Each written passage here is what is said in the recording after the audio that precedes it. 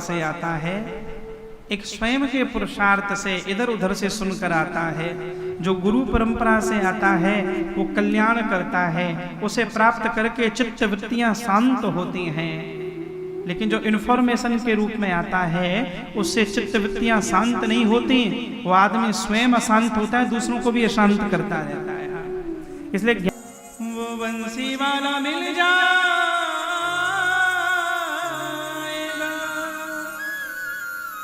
वो कमली वाला मिल जाएगा।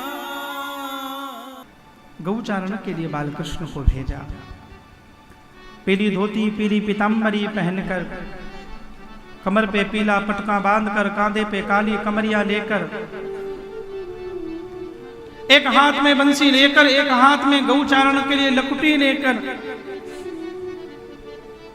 घुंघराले केशों के ऊपर मैया जशोदा ने मयूर वृक्ष लगाया है, गले में वैजंती माला है, जिनके कानों में सुंदर सुंदर पुष्प लगे हैं। पूरयन गोप वृंदई, बड़े बड़े ज्ञानी यति सिद्ध मुनियों की समाधि की भी अवस्था में नहीं आते, उन पुल ब्रह्म परमात्मा के कंधे पर हाथ रख रखा है मदमंगल श्री दामा ने। उन भगवान की कीर्ति का गुणगान ये समष्टि कर रही है। बंधुओं, जैसे ये श्लोक गाया सुखदेव जी से तो न रहा गया, फिर नेत्र खोल दिए, पर अब की बार तो भागवत का आकर्षण बेचैन कर रहा है। बालकों को कहा सुनो और श्लोक सुनाओ, इस ग्रंथ के रचयिता कौन है, इस ग्रंथ के प्रणेता कौन है। तब कहा तुम्हारे पिता वेदव्यास। दौड़ लगा दी, निर्गुण ब्रह्म की समाधि को छोड़कर दौड़े दौड़े गए, पिता वेदव्यास के चरणों में गिर गए, हाथ जोड़कर कहा पिताजी मुझे भागवत का दान दो। पिता ने कहा बेटा मैं जानता हूं तू भागवत के योग्य है, पर थोड़ी परीक्षा में लूंगा।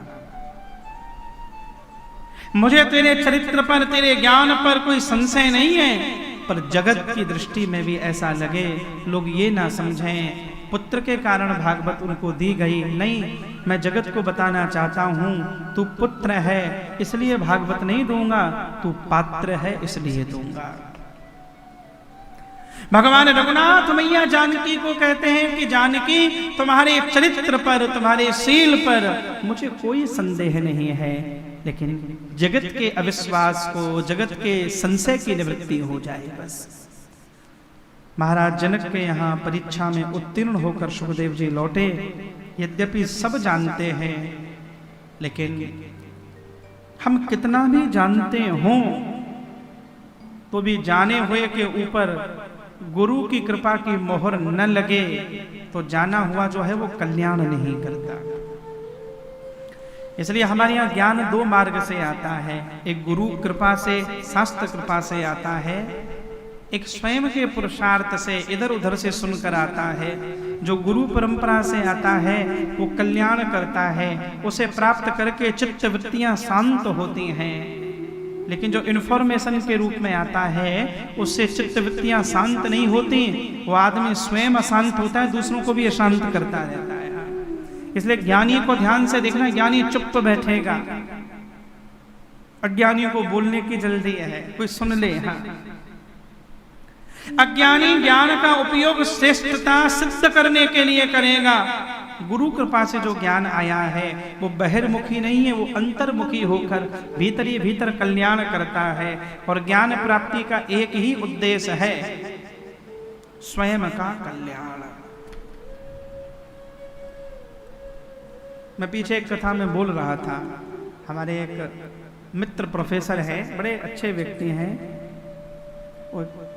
रोज कुछ ना कुछ ट्वीट करते हैं। तो एक दिन उन्होंने लिखा सुबह सुबह, कृपया मुझे ज्ञान मत देना कोई, मुझसे मेरा ही नहीं समझ रहा है, मैं मेरे को ही नहीं संभाल पा रहा हूं, अब दूसरा कोई ज्ञान मत देना। सही बात यह है, लोगों के पास इतना भरा पड़ा है ज्ञान, इतना भरा पड़ा है कि पूछो मत। हाँ, हर व्यक्ति के पास ज्ञान है यहाँ पर। आज अगर वेदव्यास जी धरती पर होते, नारद जी प्रकट रूप में होते, वैसे तो ये सब अश्वत्थामा बलिर व्यासो ये तो चेतनाएं हैं ही, वास्तव में ही चले जाते। हम भारतीयों के पास ज्ञान की कोई कमी नहीं है, इतना ज्ञान है कि पूछो मत। हर भारतीय के भीतर एक ज्ञानी बैठा रहता है, एक वैद्य बैठा रहता है।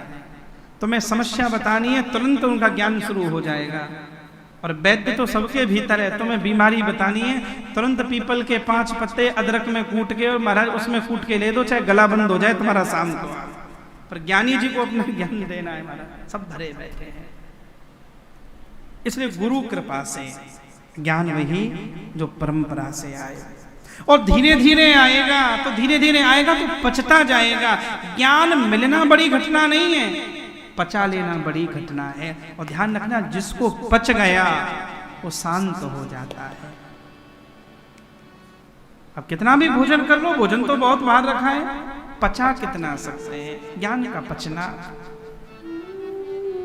गुरु कृपा ही केवलम शिष्यस्य परम मंगलम। नारायण हमारे हैं श्री भगवन, हमें किस बात की चिंता